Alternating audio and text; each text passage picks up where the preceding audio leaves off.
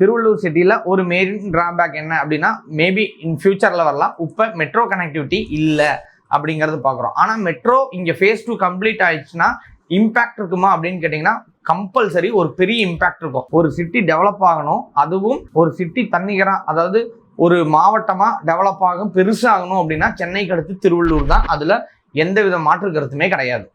இப்போ metro face 2 எங்கெங்கெல்லாம் வந்திருக்குது அப்படின்னு பார்த்தீங்க அப்படின்னா, மாதாவரம், பூந்தமல்லி, ஸ்ரீபெரும்புதூர், திருவள்ளூர் காடிட்டர் இங்கெல்லாம் வர இருக்குது. நம்ம பார்க்குற ஃபேஸ் 2 கம்ப்ளீஷன் ஆக போகுது. இப்போ அடுத்து பூந்தமல்லி வரை வந்துருச்சு அப்படின்னா நெக்ஸ்ட் எக்ஸ்டென்ஷன் எங்கே இருக்கும் அப்படின்னா, பூந்தமல்லியிலேருந்து நியர்பை என்ன திருவள்ளூர். ஆட்டோமேட்டிக்காக உங்களுக்கு அடுத்த ஃபேஸ் 3ல கம்பல்சரி திருவள்ளூருக்கு மெட்ரோ பிளான் எக்ஸிக்யூஷன் ஆயிரும். அப்போ ரேட் இப்போ இங்கே வாங்கி போட்டால் அதிகமாகுமா அப்படின்னா, இப்போ இன்னைக்கு ஒரு இன்வெஸ்ட்மெண்ட்டாக திருவள்ளூரில் நான் ஒரு இடம் வாங்குறேன் அப்படின்னா ஃபேஸ் 3 கம்ப்ளீஷன் ஆகுதுன்னு வச்சுக்கோங்க, ஒரு 5 வருஷம் கூட ஆகட்டும். இப்போ நான் இன்னைக்கு ஒரு 10 லட்சத்துக்கு வாங்கி போடுறேன் அப்படின்னா ஃபேஸ் 3 கம்ப்ளீஷன் ஆகும்போது என்னவா இருக்கும் அந்த இடம் அப்படின்னா, குறைஞ்சது ஒரு 75 லட்சமாவது அந்த இடத்துக்கான ரேட் இருக்கும். ஏன் அந்த ரேட் இருக்கும் அப்படின்னா, அதுக்குள்ள அந்த சிட்டியோட டெவலப்மெண்ட்.